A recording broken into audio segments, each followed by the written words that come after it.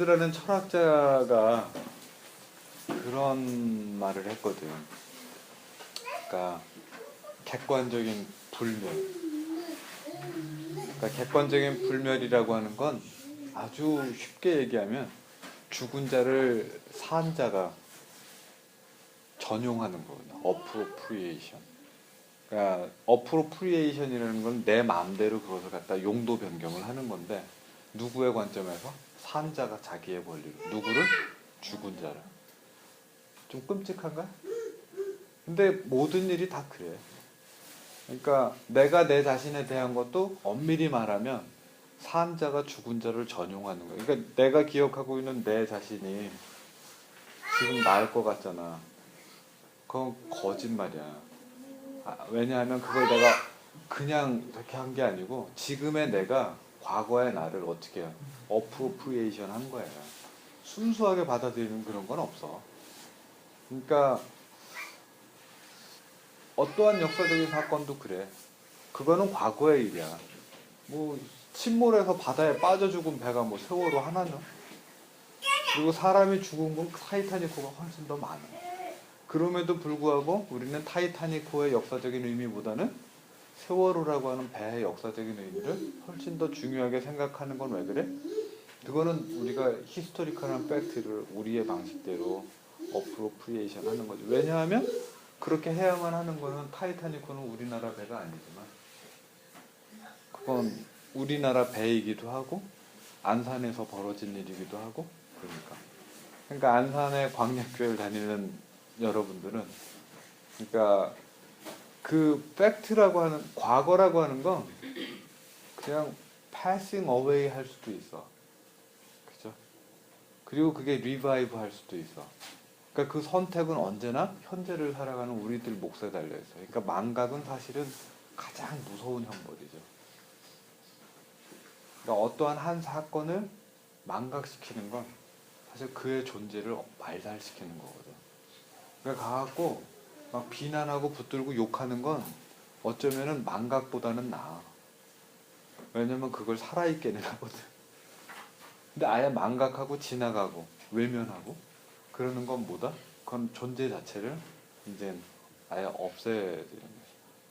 그러니까 수없이 많은 일들이 벌어지잖아. 그 모든 일들이 다 살아남는 게 아니야. 대부분의 모든 일들은 다 흔적도 없이 없어져. 남는 건 뭐야? 우리가 구태여 그 죽은 거를 계속해서 재해석한다라고 하는 건 전용과 같죠. 그러니까 결국은 우리들에게 모든 일은 그런 식으로 해서 세대에서 세대로 다음 세대 역사는 그렇게 만들어지는 거예요. 근데 우리는 그런 역사 의식보다는 그러게요. 내가 어젠가 오늘 아침인가 뭐 이렇게 페이스북에 누가 봤더니 그 조선일보 칼럼을 누가 이렇게 올려놨더라고. 이렇게 읽어봤는데 가슴에 와닿는 말이 참 있었어. 그러니까 뭐 거기에도 올려놓긴 했는데 그런 얘기를 써놨더라고. 왜 내려? 내리라고 그래야지. 그러니까 그 조현아 부사장 얘기를 하는 거야. 그러니까 항공기가 딱 하면 책임을 진 게 누구냐면 기장하고 누구야 그 사람 사무장 그 두 사람인 거야. 이 사람이 장인 거야. 부사장이 아니고. 그러면 그게 뉴욕 JFK 공항이잖아. 그러면 이 사람이 무슨 저기를 해서 사장이 됐든 뭐가 됐든 게임판을 치면 승객의 안전을 위해서 경찰한테 전화를 해서 이 사람을 끌어내야 하는 건 사실은 두 사람의 책임이었다는 거지. 근데 그렇다고 해서 이 두 사람이 무책임했다 이 얘기를 하려고 그러는 게 아니라 왜 한국 사회가 변혁되지 않고 개혁되지 않고 수없이 많은 일들이 일어나도 그 일들이 계속해서 반복되느냐. 그 얘기는 결국은 그러니까 우리가 그 사람을 갖다가 뭐 해놓고 막 기자회견장 때가 목덜미 잡고 뭐 어쩌고 저쩌고 하면서 갑자기 이게 해결이 되는 것 같으면 하자. 이건 해결이 아니고 망각을 돕는 거지. 그러니까 거기서 정말 유심하게 봐야 될 건 뭐냐면 거기에 대해서 책임을 지고 있는 사람, 평범한, 그러니까 최고위직에 있는 사람들도 문제지만 더 심각한 문제는 그 밑에 있는 사람들의 실무가 없는 거예요. 대한민국 사회는 그래. 대한민국 사회가 변혁되지 않는 거. 교회 개혁도 마찬가지다. 뭐 하면 다들 목사 문제래잖아. 포워바디스 영화 안 보긴 했는데 대부분 거기 나온 문제가 목사 문제라고 그러더라고. 근데 나는 그렇게 생각하지 않아. 옛날부터. 거기에 동의할 수 없어. 왜냐하면 장로교회 같은 경우는 목사를 청빙할 때 그 목사 청빙을 누가 결정해? 장로가 결정해. 지난번에도 우리 그 1월 1일 날 예배 갔는데 그 교회 장로가 나와서 내년도 박근혜 대통령 이게 하나님의 지혜를 허락하시고 더 강력한 리더십을 발휘해달라고 기도하는데 우리 교회 같았으면 너 나가 그러고 싶었지. 그 사이비 정치 담론을 교회 예배와 기도하는데 사용하는 것도 마음에 안 들지만 나와 정치색이 안 맞아서가 아니고 그 사람의 그런 기도 방식은 하나님을 위한 기도가 아니야. 하나님을 박근혜라고 하는 자기의 정치적인 이데올로기를 위해서 차용하는 것뿐이지. 그건 기독교가 아니야. 그거는 진짜로 사이비 종교지. 그러니까 교회 장로라고 하는 사람이 분명히 나이가 제일 많고 저기가 있으니까 할 텐데 공중 대표 기도할 때 그따위 정도밖에 기도하지 못한다. 그러면 뭐 어떤 사람이 그렇게 묻더라고. 정치적으로 색깔이 안 맞으면 우리 교회는 쫓아낼 거냐고. 아니 그걸 물음이 잘못됐어. 어떻게 하냐면 우리가 전도하지 않는 이유는 그것 때문에 그래. 그러니까 우리는 훈련이 안 된 사람들이 와서 여기 와서 억지로 숫자 불리고 있는 것이 그것이 교회 공동체라고 믿지 않아. 우리 교회 공동체 나오려면 적어도 지금의 훈련 방식은 안산까지 와야 하고 이 불편함을 참아야 하고 사실 이게 교회 예배 최소로 가장 부족한 장소잖아. 처음에 희원 형제 오기 전에 그때 이제 그 여자 청년들이 몇 명 이렇게 몇 주 같이 왔어. 오면서 첫 주에 딱 오는데 이 주변에 이렇게 딱 오면 아파트가 이렇게 처음에 딱 보이잖아. 아 목사님 저기야? 아니야 좀만 더 가. 딱 갔더니 저쪽에 무슨 테크노파트 이런 건물이 보이죠. 아 저쪽에 오피스텔을 만드셨어요? 아닌데 이렇게 딱 오니까 양쪽에 건물이 있잖아. 이쪽은 허름하고 저쪽은 무슨 우리 밥 먹으러 가는데 사람들이 아 저기군요 그러더라고. 아니 여기야. 그러니까 뭐 장소 중에 가장 부적합한 장소지 사실은. 근데 그럼에도 불구하고 여기 와서 우리가 하는 이유는 뭐냐면 진정한 기독교 신앙이라고 하는 건 우리가 요즘에 잊어먹은 거지만 트레이닝이 필요해요. 디다케라고 하는 거. 티칭이라고 그러거든. 목사의 가르침을 반복하는 게 디다케가 아니고 우리들이 알고 있는 하나님의 말씀이라는 게 사실은 기독교의 핵심은 성육신이잖아. 말씀이 육신이 됐다. 말씀이 육신이 안 돼. 진짜로. 그냥 예배 시간에 말씀을 갖다가 해갖고 뭐 만독하고 천독하고 그 사람한테 말씀이 육신이 안 돼. 주문이지. 주문과 성육신은 다르다. 그러니까 기독교가 탄생하게 된 첫 번째 이유는 바로 그 마술로부터 인간을 해방시킨 게 교회야. 근데 우리는 역설적으로 한국 교회는 그 기독교로부터 마술을 일깨워서 사람들을 그 주문에다가 걸잖아. 이거는 부패라고 봐야지. 본질이 전도된 거지. 만독하면 뭐해? 만독해도 주문책인데 이거 10,000번 읽으면 나한테 물질적인 축복이 쏟아질 거라고 하면 그게 그거하고 뭐가 달라? 그러니까 예수님은 분명히 여러분들 보고 가난해지라 그랬는데 마음속엔 지금 이거 만독해갖고 승진하거나 시험에 합격할 생각밖에 없다면 뭔가 잘못됐지. 합격하지 말라는 게 아니고 다르게.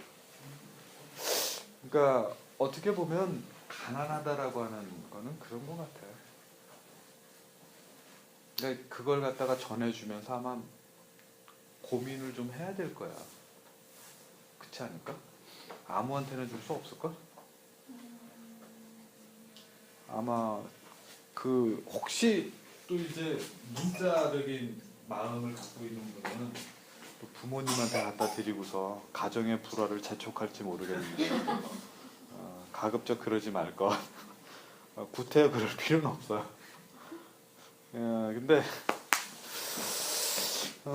근데 주더라도 가갖고 안 읽을 사람한테 줄 필요도 없어. 그러니까 주지 말고 빌려주라고. 그러니까 take it back 할 수 있게. 그러니까 돌려준다는 얘기는 그 사람이 읽고 돌려준다는 얘기잖아. 그리고 그 다음에 뭐 다시 돌려주든지. 그러니까 결국은 그게 아마 다행히 2015년도 들어갔고 우리가 처음 하는 행위가 그거라서 좀 좋은데 우리가 앞으로 여러 가지 많은 사례에서 굉장히 많이 연습해야 될 그런 훈련 중에 하나이지 않을까. 우리가 전도하지 않는다고 그러니까 사실 내가 설명을 안 하기도 했고, 근데 우리는 에반젤리즘을 거절하는 게 아니고 프로셀리티즘을 거절하는 거야. 아마 못 들어봤을까요? 프로셀리티즘이라는 단어를 잘 한 번도. 왜냐하면 교회에서 얘기하면 자기는 에반젤리칼 하다고 그러거든. 대부분 에반젤리칼이라고 하면서 전도를 말하는 교회는 에반젤리칼한 교회가 아니고 프로셀리티즘을 그러니까 그게 무슨 의미냐면 프로셀리티즘은 개종하는 거거든. 내 자신의 신앙 방식을 가지고 다른 데 가서 내 방식대로 그 사람을 바꾸려고 하는 거를 프로셀리티즘이라. 재작년이구나 이제. 재작년도에 그 WCC가 한국에서 있었잖아요. 그 WCC가 한국에서 있을 때 그 제일 그 문서 중에 그 선교와 관련해서 그 핵심적인 문구 중에 하나가 뭐냐면 한국교회의 프로셀리티즘에 대한 비판이야. 그러니까 일부 수구교회에서 좀 심한 표현을 하려고 그러다가 사실 수구 사입이라고 그러려다가 그건 좀 심한 것 같고 어쨌든 그런 교회들이 WC 세계교회협의회를 뭐 악마의 사도라고 뭐 별 얘기를 다 하는데 그 이야기를 하는 것도 무리는 아니야. 왜냐하면 그런 한국교회 관행에 대해서 세계교회협의회는 아주 오래전부터 그건 기독교회가 아니라고 분명히 얘기했거든요. 그러니까 한국교회에서 하는 모든 전도와 관련된 말은 원래 그 전도하다는 게 복음을 전하다. 이게 에반젤라이즈라고 하는 게 원래 그 히라보거든. 유앙겔리온. 그리고 이게 황제 등급을 알리는 황제가 태어나면 그 그러니까 왕자가 태어나면 그 태어난 소식을 전하잖아. 아니면은 세자 책봉을 받는다 그러나 그걸 갖다가 온 나라에 전할 때 이걸 갖다가 뭐라고 그래? 유앙겔리온이라고 그래. 근데 요거를 그 마태복음에서는 그 유앙겔리온이 그 황제가 누구냐라고 하는 것에 대해서 마태는 어떻게 대답했냐면 그게 예수다 그렇게 대답한 거지.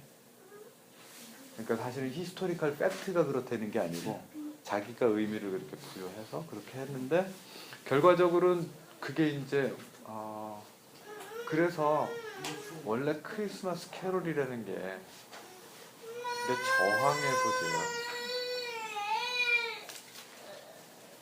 그러니까 저항의 소리라고 하는 건 무슨 얘기냐 하면 황제가 그 당시에 로마 제국의 황제잖아. 제국의 황제가 태어난 걸 복음이라고 하지 않고 예수 그리스도가 온 거를 복음이라고 선포를 한 거야. 그러니까 무슨 저항을 했는지 알겠죠? 그러니까 원래는 이게 황제 등극이나 제국의 어떤 그 새로운 지도자가 생겨난 걸 하는 소식인데 이젠 제국의 새로운 지도자가 누구다? 마구간에서 태어난 예수라는 얘기야. 그러니까 크리스마스 캐롤은 사실은 그 단순히 우리가 기쁘고 즐거운 얘기가 아니고 사실은 이게 굉장히 그 뭐라 그러지? 무거운 거죠. 그러니까 남들 모두가 이 사람이 이 땅의 주인이라고 생각하지 않는데 그 가운데에서 뭘 선포한다? 이 사람을, 이 낮은 사람을 이 온 땅에, 온 우주의 구세주로 선포하는 것이 결국은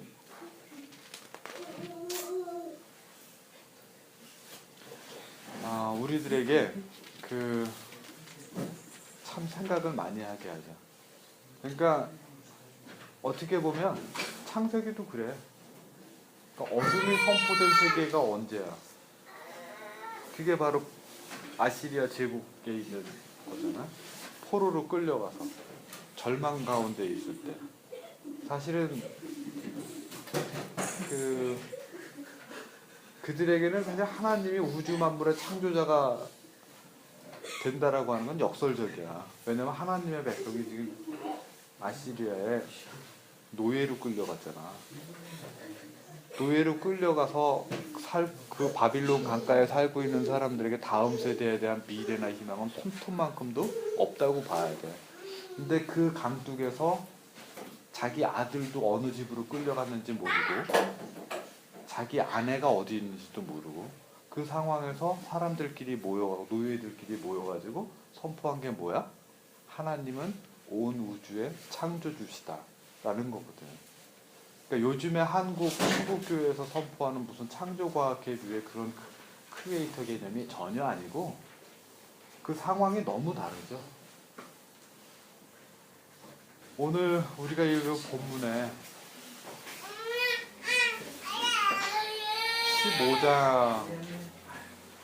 15장인데 사무엘하 15장이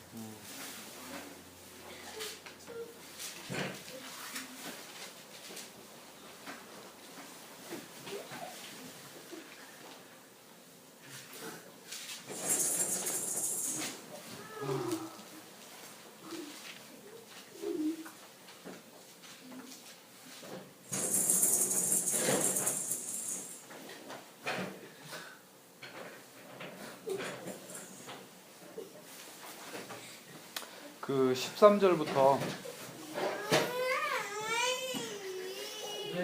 13절부터 한 절씩 쭉 읽고 끝나면 거기서 끝나죠. 본문이 워낙에 길어갖고 어느 본문에 이렇게 딱 특징이 생긴 건 의미가 없을 것 같고 15장 13절 제가 읽을게요. 전령이 다윗에게 와서 말하되 이스라엘의 인심이 다 압살롬에게로 돌아갔나이다 한지라. 다윗이 예루살렘에 있는 그의 일어나 도망하자. 그렇지 아니하면 우리 중 한 사람도 압살롬에게 피하지 못하리라. 빨리 가자. 두렵건대 그가 우리를 따라와 우리를 사하고 칼날로 성읍을 축소하리라. 왕의 신하들이 왕께 이르되 우리 주 왕께서 하고자 하시는 일을 우리가 행하리이다. 보소서 당신의 전투를 왕이 나갈 때 그의 가족을 다 따르게 하고 호국 10명을 왕이 남겨두어 왕궁을 지키게 하니라. 왕이 나가매 모든 백성이 다 따라서 백가매를 하게 하여 먹으리라. 그의 모든 신하들이 그의 곁으로 지나가고 모든 그렛 사람과 모든 블렛 사람과 및 왕을 따라 가드에서 온 모든 갓 사람 때문에 이 왕 앞으로 행진하니라. 그때 왕이 가는 사람 때에게 이르되 어찌하여 너도 우리와 함께 간대야. 너도 또 뛰어나면 나그네인이 돌아가서 왕과 함께 내 곳에 있어. 너는 어제 보고 나를 단처 없이 가니 오늘 어찌 너를 우리와 함께 떠돌아다니게 하리요. 너도 돌아가고 내 동포들도 데려가라. 은혜와 진리가 너와 함께 있기를 원하노라 하니라. 이때가 왕께 대답하여 이르되 여호와의 살아계심과 내 주 왕의 살아계심으로 맹세하오나니 진실로 내 주 왕께서 어느 곳에 계시든지 사나 죽으나 종도 그곳에 있겠나이다 하니 다윗이 이때에게 이르되 앞서 건너 기사라 하며 가되 사람 이때와 그의 수행자들과 그와 함께 한 아이들이 다 건너가고 온 땅 사람이 큰 짐도 울려 모든 백성이 앞서 건너가매 왕도 두려운 시내를 건너가니 건너가 모든 백성이 강하게 하니라.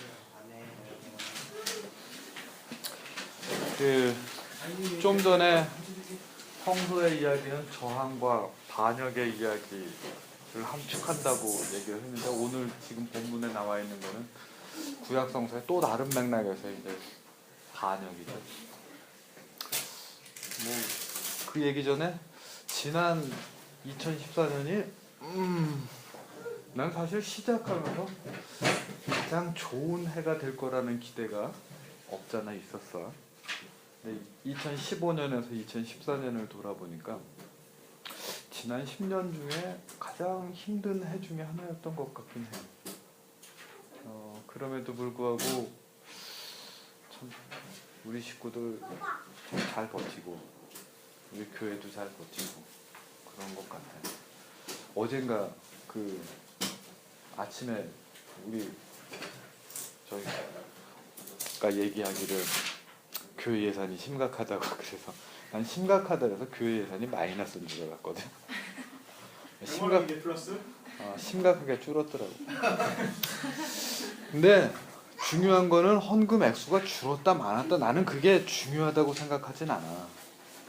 돈은 있다가도 없고 없다가도 있고 그러니까 돈보다 더 중요한 건 뭐냐면 그러니까 인생 살면서 언제든지 그래. 가난한 게 문제가 아니고 그 가난함을 배겨낼 용기가 있느냐가 문제야. 그러니까 대부분의 사람들은 가난하면 두려워. 그러니까 돈 없으면 죽을 것 같아. 그리고 가난한 상황에 몰리게 되면 불안하니까 계속해서 실수를 거듭하는 거야. 먼데 바라보지 못하고 당장 돈 몇 푼 하기 위해서 계속해서 이제 자기의 중요한 일들을 놓치게 되는 거예요. 그러니까 먼 계획을 보고 먼 데를 보면서 한 걸음 한 걸음 천천히 가야 장기적으로 보면 회복하잖아. 근데 마음이 조급하니까 단기적으로 그냥 요만큼에 휩싸여가지고 막 조급하게 뭘 하다 보면 어떻게 돼? 나아가지 못하고 계속 그 자리를 맴돌게 되죠. 가난이 무서운 게 바로 그거야.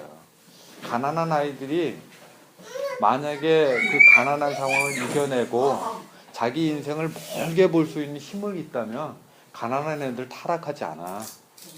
근데 가난한 애들이 그 나쁘게 되는 게 뭐냐면 얘네들은 그런 걸 볼 수 있는 어떤 저기도 주변에서 제공해 주지 않았어. 그러니까 자기 주변에 있는 워낙에 아이들이 성장기에 있어서 멀리 보지 못하는 데다가 자기 주변에 있는 사람들이 다 그런 상황이니까 자기가 본 게 자기 코앞에서 뭐 돈 몇 푼에 아주 심하게 얘기해서 몸을 팔아야 되고 돈 몇 푼에 뭐 자기 뭐 별짓을 다 해야 되는 그런 상황에 내몰리는 인생들을 보고 살았다면 걔네들이 결국 배울 수 있는 돈 몇 푼에 목숨 거는 거야.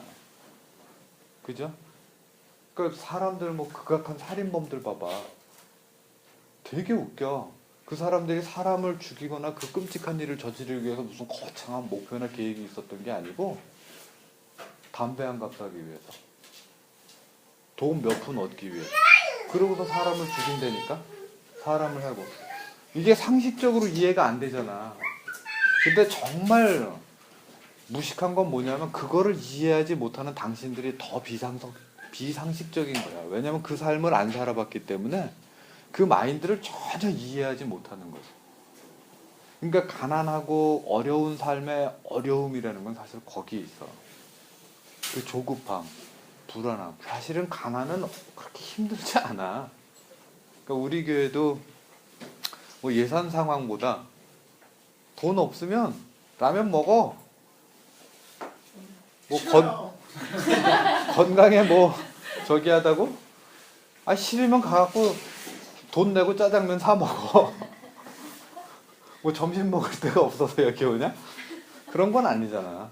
근데 중요한 건 그런 거보다 우리가 구태여 여기에 모여가지고 신앙생활을 하는 곳에는 여러분들을 향한 콜링이 있지. 내가 부른 게 아니고. 그럼 왜 불렀을까? 거기에 대한 고민과 근심이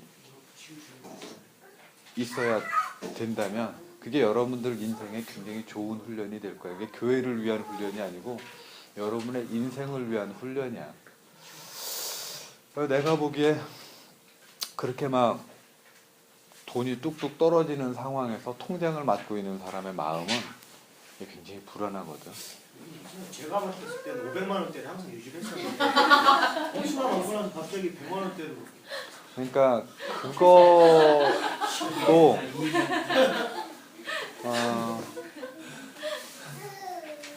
그게 이제 키포인트지. 정확한 증빙이 필요합니다. 그 돈이 그렇게 여유가 있을 때에는 사람들이 뭐든지 다 할 수 있을 것 같은 교만함이 있어요. 근데 돈이 떨어질 때에는 아니야 진짜로. 그러니까 반응이 어떤 게 있냐면 이 돈이 사실 누구 돈도 아니잖아. 근데 거기 떨어지는 돈에 대해서 사람이 굉장히 집착하게 된다. 불안해하게 되고 내색하게 되고 그거를 잘 버티는 게 쉽지 않았을 텐데 1년 잘 버텨준 것 같아. 희원 형제는 아무래도 내가 보기엔 우리가 잘 넘겨준 거야. 좋은 타이밍. 좋은 타이밍. 예전만 없어질 거나 좋잖아.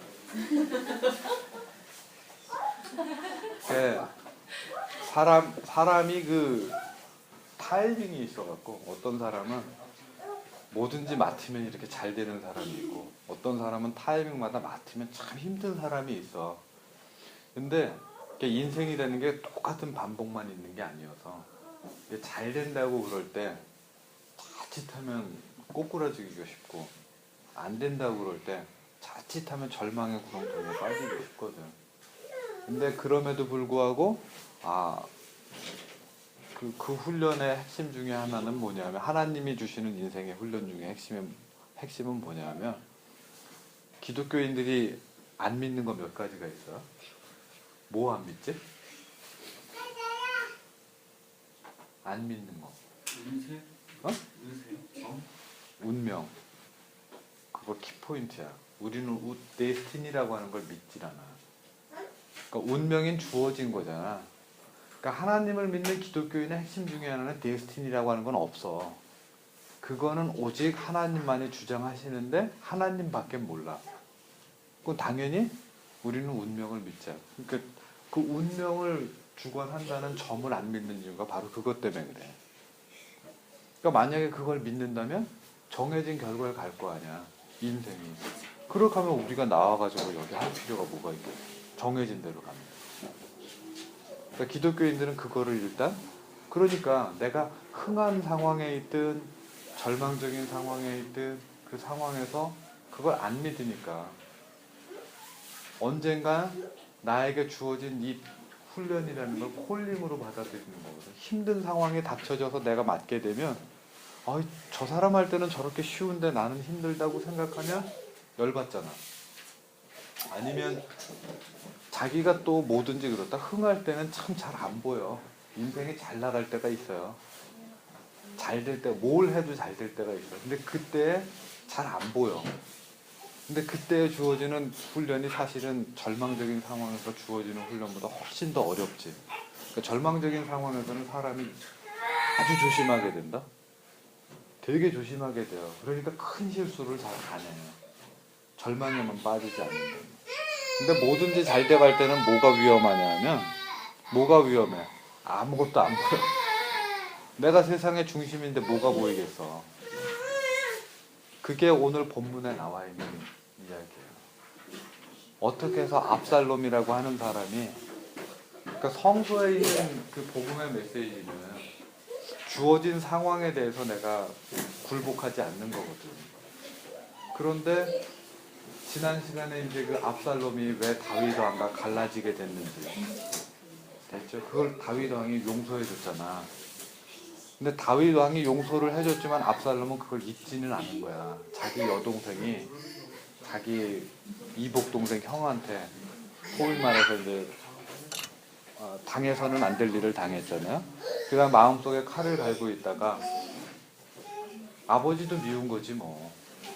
아니 어떻게 그런 행위를 한. 그러니까 사실은 그 리더십의 핵심 중에 하나인 것 같아. 다윗이 제일 리더십을 발휘하지 못한 게 바로 자기 가정이거든. 그러니까 가정에서 좋은 가장이 된다라고 하는 건 인생에서 참 어려운 일 중에 하나야. 그러니까 가장이 요즘에는 헷갈리잖아. 누가 가장인지. 근데 어쨌든 가장의 몫을 자기가 만든다고 그럴 때 제일 어려운 게 뭐냐면 바로 이거야. 그러니까 좋은 아버지나 좋은 엄마가 된다라는 게 그게 굉장히 어렵다. 생각보다. 그러니까 다윗도 그걸 못했으니까. 그러니까 사망의 음침한 골짜기에서 있잖아. 그 사울 왕에게 쫓겨 다니면서부터까지 거기서 살아남은 다윗이야. 전쟁의 용사야. 그 용맹한 무사가 정작 누구한테 도성에서 쫓겨나냐면 자기 아들한테 쫓겨나. 압살롬이 참 용모가 잘생겼잖아. 모든 사람들이 인기가 압살롬으로 쭉 모이게 하게끔 한 거죠. 그리고 나서 어떻게 해요? 반란을 일으킨 거죠. 모아서 반란을 일으켰는데, 그러니까 이 사람이 승승장구한 거지. 그 승승장구하는 순간에 그를 갖다 도와서 이렇게 하게끔 한 사람이 아히도벨이라고 하는 사람이에요. 사람도 잘 알아뒀어. 머리가 명석한 거지. 그러니까 왕권이라는 건 둘이 공유할 수 없거든. 아버지와 자식 사이도 마찬가지. 그게 권력의 비정한 힘이지. 그러니까 그랬을 때 그거를 갖다가 빨리 캐치하고 압살롬이 조금 될 놈 같으니까 용모가 될 놈이거든, 이놈은. 딱 봐갖고 사람들 그런 게 있잖아. 어깨 굽청하고 작은 그 사람한테 가갖고 잘 안 돼. 그러니까 사실 데스티니라고 하는 게 없다고 믿지만 굉장히 큰 영향을 발휘하는 게 사실은 사람의 그 자세다. 그래서 가난하고 힘들수록 어떻게 해라? 어깨를 펴라. 이거 철칙이야. 삶이 힘들수록 어떻게? 어깨를 피고 걸어라. 그리고 내가 가난하고 어려운 상황이 있을수록 가급적 깔끔한 복장을 해라. 이것도 철칙이야. 그러니까 진짜 잘 나갈 때 추리닝 입고 다닐 때는 언제냐면 진짜 잘 나갈 때 내가 잘 나가는 게 드러나지 않도록. 근데 정말 힘들 때, 그러니까 어쨌든 평균적으로 그 얘기에는 뭐가 있냐면 사람들은 기본적으로 복장이 깔끔한 사람이 위생 상태가 깔끔하잖아. 그러니까 무의식적으로 사람은 그런 게 있대. 우리는 그 바이러스에 굉장히 오픈되어 있는 환경에 살잖아. 그러니까 무의식적으로 진화 심리학적으로 지저분한 사람이 보면 이 사람에게는 의식적으로 그러는 게 아니고 무의식적으로 바이러스가 많고 감염의 위험이 많을 거라고 생각해서 한 발짝 떨어지게 된다는 거지. 깨끗한 사람은 어떻게? 다 알잖아. 왜 다 우리 그 처음에 만나게 될 때, 그치? 지금은 저러고 다니지만 희원 형제 처음 만날 때 저 모습이 아니었잖아. 제가 어디세요 지금? 지금은 뭐 이렇게 막 모자 눌러 쓰고 청바지 입고 막 이러고서 저러고 오지만 그때는 얘 깔끔하게 매번 막 그쵸? 내가 생각해 보니까 진짜 입사 처음 해갖고 머리에 매번 이렇게 쫙 해갖고 기억나죠? 멋있긴 했어. 근데 다 그렇지 뭐. 근데 그게 압살롬의 이야기에서도 같이 이제 반복되는 건데 압살롬은 그런 걸 이제 잘하고 이거 다 보니까 용모가 되니까 딱 붙어서 결국은 반역을 일으켰어요. 반역을 일으켰는데 그 반역을 일으키고 나서 아히도벨이 계략을 통해서 예루살렘을 다 차지했거든. 예루살렘을 다 차지한 가운데 아히도벨이 압살롬한테 뭐라고 이제 조언을 하냐면 다윗이 도망가면서 자신의 후궁을 다 데리고 가지 못하고 중요한 명령만 데리고 나머지 후궁들을 남겨놨어. 설마 아버지의 후궁인데 그거를 갖다가 어떻게 할까? 아무리 아버지가 미워도 그건 안 할 거 아니야, 그치? 이렇게 생각을 했는데 아히도벨이 뭐라고 그랬냐면 예루살렘에 남아있는 백성들한테 당신이 왕이 됐다는 걸 가장 확실히 선포하려면 아버지의 후궁들과 같이 지내라. 무서운 거죠. 아버지의 흔적을 지워. 그러니까 여기서 무엇을 보게 돼요? 권력의 생리로 보면 아히도벨의 조언이 맞아요. 100% 맞는 거야. 그리고 아히도벨이 또 뭐라고 조언을 했냐면 다윗이 지금 정신없이 도망가니까 군사를 보내서 당장 추격해라. 추격해서 정신없이 쫓아갈 때 숨 돌릴 틈을 주지 말고 끝까지 쫓아가서 지금 숨통을 딱 끊어야 된다. 라고 하는데 이때 그 누가 등장하냐 하면 그 후세라고 하는 사람이 등장해요. 다윗의 친구인데. 그러니까 다윗이 도망을 가면서 여기 본문에 보면 16장에 보면 두 사람이 나와. 근데 누구냐 하면 다윗에게 은혜를 입은 사람이야. 그러니까 인생 살면서 우리가 그런 얘기 많이 하잖아. 은혜를 많이 베푸르라고 있을 때. 그런 얘기를 하더라고. 수전노하고 그 수전노라고 그러니까 보통 인색한 사람 있잖아. 그러니까 이 인색한 사람이 나쁜 건 뭐냐면 지금 당장 절약해야 되는 게 뭔지 잘 모르는 거야. 그러니까 일종의 병이래. 왜냐하면 인생을 이렇게 넓게 보면 쓸 땐 써야 되잖아. 그러니까 왜냐면 인간관계도 투자거든. 돈만 내 인생을 보증하는 게 아니고 인간관계도 중요한 휴먼 리소스 중에 하나잖아. 근데 수전노라고 불리는 이 사람은 뭐냐면 인간관계가 나를 보존해 주지 못한다는 믿음이 있어. 나를 보존해 주는 건 오로지 돈이야. 그러다 보니까 통장에서 지출되는 이것을 못 참아. 그러니까 정상적인 사람들이 보기엔 이게 이해가 안 돼. 이것도 중요한 투자일 것 같은데? 그러니까 무슨 얘기냐면 예를 들어서 하나님이 내 인생을 지켜주신다고 믿는다면 은행 통장의 잔고에 연연할 필요가 없을 거 아니야? 그렇죠? 그렇잖아. 하나님이 지켜준다고 정말로 믿는다면 통장의 잔고가 마이너스가 돼도 상관없는데 수전노라고 하는 사람들은 뭐냐 하면 그런 건 없어. 교회는 다니지만 하나님을 믿지는 않아. 그런데 이 교회의 일원이 되기 위한 최소한의 저기는 하지만 뭐라 그럴까? 아무튼 그렇대. 책을 읽다 보니까 그런 얘기가 나오더라고. 근데 그 사람들이 하는 가장 그 핵심적인 실수가 뭐냐 하면 바로 인생을 멀게 보고 투자해야 될 때 투자를 해야 되는데 그걸 못해. 왜? 당장 지출되는 게 아까우니까. 그러니까 보통의 사람들은 아무리 지금 힘들어도 먼 데를 보고 지출해야 될 것과 아껴야 될 것이 구별이 가잖아. 이게 이 구별이 없어진 거야. 그러니까 병인 거지. 그러니까 다윗은 이거와는 정반대되게 자기가 있을 때 아낌없이 그걸 갖다 투자할 수 있는 능력이 있었던가 봐. 아비가일 이야기에서도 그랬잖아요. 그 도망 다닐 때 자기를 따르는 사람이 몇 명이었다? 무려 300명이에요. 군대가. 그러니까 다윗은 상당히 그 인간관계를 능한 사람이라고 봐야 돼요. 그러니까 단순히 인간관계에 능한 게 아니라 자기를 따르는 사람한테 신뢰를 얻는 힘이 굉장히 강했다. 그러니까 다윗의 삶의 방식을 보면 참 배울 만한 점이 있어. 가족관계 빼고. 그러니까 가족관계는 굉장히 참 솔로몬도 못했으니까.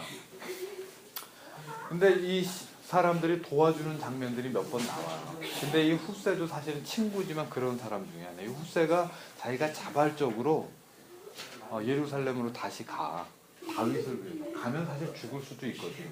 가서 압살롬하고 안면이 있으니까 만나서 이 사람이 조금 똑똑한 사람이었나 봐. 그러니까 이 압살롬과 아히도벨이라고 하는 사람의 관계를 단번에 파악을 한 거지.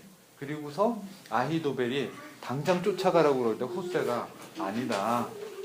다윗은 원래 싸움쟁이야. 그 사람 네 아버지 도망 다닐 때 보지 않았냐. 용사 중에 용사다. 그 사람 지금 쫓아가고 가면 분노가 차 있는데 거기다 대고 너 쫓아가면 군사들만 잃는다. 조금 있다가 준비해서 쫓아가라. 압살롬이 듣기에 어떤 게 맞을까? 자기가 결정해야 되잖아. 이제는 바로 그때가 가장 위기의 순간. 그러니까 자기가 잘 나갈 때는 뭘 얘기를 해도 어떻게 해요? 다 잘 돼. 근데 결정적인 타이밍이 있다니까. 인생을 살다 보면. 그게 지금 압살롬의 이 타이밍이야. 그러니까 아히도벨이라는 말을 그냥 따라가면 사실은 세상적으로 보면 맞아. 그대로 가면 아마 이겼을 거야. 그런데 어쨌든 자기 원하는, 자기가 좀 전쟁 중이에요. 인생을 어떻게 자기 뜻대로 하나? 근데 그 순간에 후세라고 하는 사람이 와서 반대의 조언을 할 때 자기가 이제 결단해야 될 때가 됐잖아. 이 순간에 내가 어떻게 결정할 것인가라고 하는 거는 결국은 뭐냐 하면 과거의 습관을 통해서, 그러니까 과거에 내가 행했던 선택들을 회고해 보면서 대부분 결정이 돼. 근데 압살롬이 훈련이 안 된 게 뭐냐면 이런 난감한 상황에서 어떤 것이 올바른 충고인지를 판단할 수 있는 자기 판단력이 지금 어떻게 결여되어 있는 거야. 왜냐하면 이런 상황이 없어요. 자기 잘 나갔으니까. 잘 나가는 인생이 제일 무서운 게 이거라니까. 누구한테도 이걸 갖다가 선택지를 놓고 자기가 판단해서 자기가 결정하고 책임져야 되는 상황이 없었어. 모든 게 잘 풀려가니까. 어려움을 겪은 사람의 장점은 뭐냐 하면 자기가 늘 하나하나 큰 것도 아니야. 50원짜리, 100원짜리, 뭐 만원짜리 하면서 작은 결정들을 계속하면 그걸 가지고 어떻게 해. 자기 인생에 끊임없이 그게 피드백이 돼. 가난한 인생은 그래. 100만원, 1000만원이 아무것도 아닌 집에서 가다가 아니면 뭐 자기 실수로 한 200만원 정도 얻다가 잊어먹었어. 아무 일도 아니야. 그죠?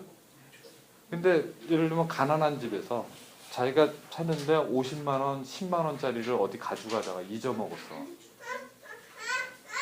뭐 구태여 일부러 그런 건 아니지만 엄청난 리스폰서빌리티가 자기한테 주어지지 않을까? 그거야. 그만하라는 계신 것 같아. 곧 끝낼게. 1, 2분 안에. 그래.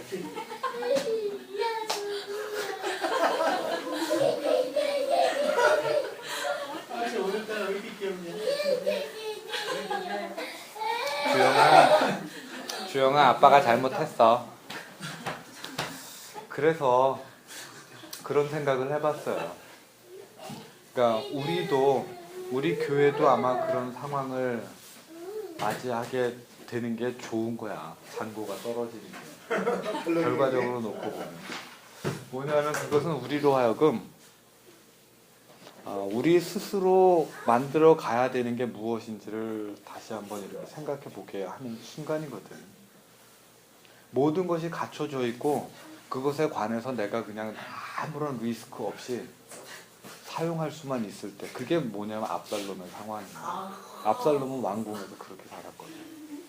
그 삶이 행복한 것 같으면서도 그 삶이 그렇게 행복할 수 없는 것은 살다 보면 그런 순간만 있는 건 아니거든. 결정적으로 중요한 순간이 왔을 때 이 삶의 경험이 결과적으로 아무 쓸모가 없어. 왜냐면 그런 리스크 있는 판단을 해본 적이 없기 때문에. 그때 정말 그 판단을 잘할 거라는 보장은 없어. 그러나 그것을 후회 없이 할 수 있는 사람은 딱 하나야. 그러한 결정의 순간에 그러한 결정을 해본 사람이야. 어떤 것이 내가 나한테 중요한 판단인지, 어느 것을 따라가야 할지. 그러면 오늘 이 본문 속에서 사실은 이 본문이 굉장히 길어요. 압살롬과 그 다윗 왕의 한 3-4장에 걸쳐서 길게 돼 있거든. 압살롬이 결국은 전쟁에 져. 왜냐면 그때 안 따라가서 그래. 아히도벨의 조언은 따라가는 거였어. 근데 후세가 일부러 가지 말라고. 압살롬은 후세의 얘기를 따랐어. 후세의 얘기를 따랐던 이유는 딱 하나야. 아버지의 친구이기도 했지만 자기도 잘 알아. 그죠? 그러니까 결정을 내릴 때 디시즌이라고 하는 건 그런 거거든. 아니면 사실 인생의 매 순간이 그래. 그러니까 아까 초장에 얘기했지만 와이트헤드가 얘기한 객관적인 불멸이라고 하는 거, 나는 내가 생각하는 대로 살아남지 않아. 누군가의 기억에 의해서 살아남게 되거든. 그러니까 그게 바로 역사고, 그게 바로 우리들의 심판이고. 그러면 우리는, 그러니까 소비자본주의 시대에 우리가 좋은 차와 좋은 집과 좋은 직장을 가져야 되는 이유는 타인의 눈이잖아. 그죠? 그걸 갖다 타자의 주체성이라고 그러거든. 근데 더 중요한 타자의 주체성은 뭐냐 하면, 내가 죽고 난 다음에 살아남는 자의 눈길이야. 나는 어떠한 눈길로 내가 기억되게 될 것인가. 그건 내 자신에게조차도 그래. 오늘의 나는 내일의 나한테 어떻게 보여질까. 그걸 끊임없이 의식하면서 살아갈 수 있다면 우리는 역사적인 의식을 가지고 만들어 가야 될 책임을. 그러니까 왜냐하면 오늘 지금 바로 결정해야 되거든. 내일 내가 어떻게 보여질지. 그렇죠? 이게 바로 역사의식이야. 우리 광야 공동체가 오늘 지금의 자리에서 내일 우리들의 교회가 어떠한 모습으로 우리 자신을 바라봐 줄까를 고민할 수 있는 그런 순간이 됐으면 좋겠어. 오늘 아침에 오면서 뭐 독서 토론회 얘기도 하고 뭘 했는데, 주영이가 제일 강적이더라고.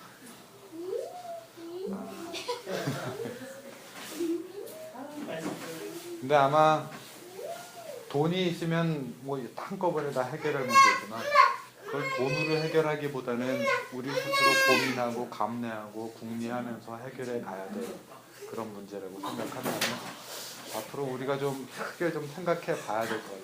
박주원, 너는 거기 있다 들어가지 마. 엄마 들어가면.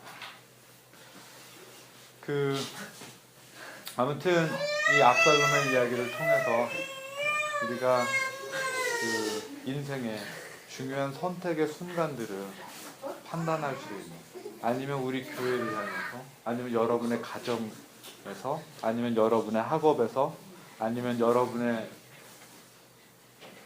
매 순간이 뭐 다 중요하지. 그런 순간들에서 여러분들에게 이 압살롬의 이 선택의 순간이 잊혀지지 않았으면 좋겠습니다. 기도하겠습니다.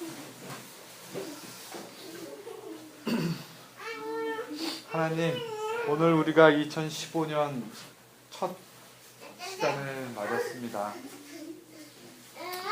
첫 시간에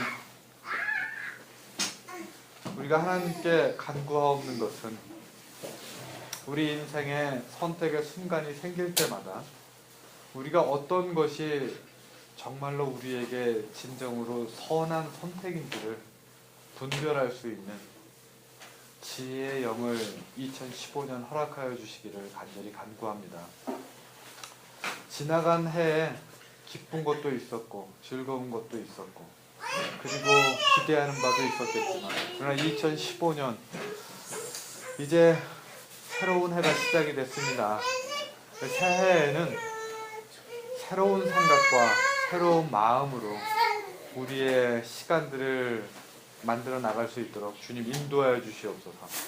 우리가 2014년도에 했던 실수를 2015년도에는 반복하지 않도록 주님 인도하여 주시옵시며, 2015년에는 우리가 인생과 삶을 바라보는 눈이 좀 더 멀리, 좀 더 폭넓게 열려지기를 또한 간절히 간구합니다. 우리 사랑하시는 예수 그리스도의 이름으로 기도드렸습니다.